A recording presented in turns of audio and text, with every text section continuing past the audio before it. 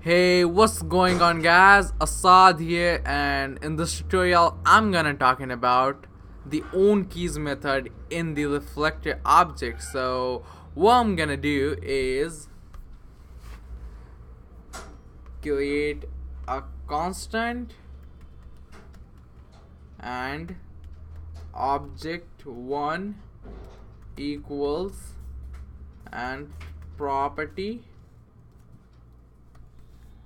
1 and pass 42.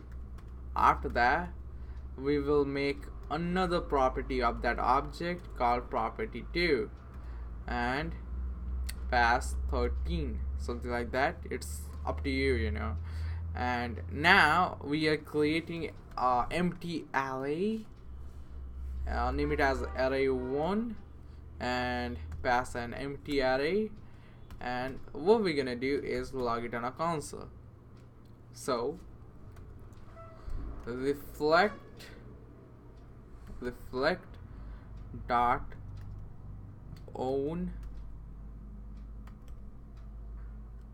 keys. Use this. If we use this method, what it's gonna do is, if we pass object1, it give you the properties inside that. So like in the array. So this gave us make an original array, and I didn't tell you that this method returns a target object its own property.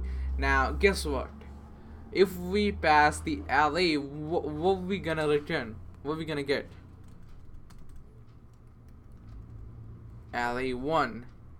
It's gonna say length, because we can find the length of that by typing array.length. It's 0 of course.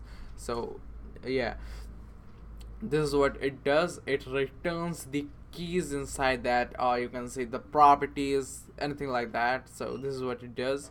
Hope you guys understand. That's it for today's video guys. See you guys in the next tutorial.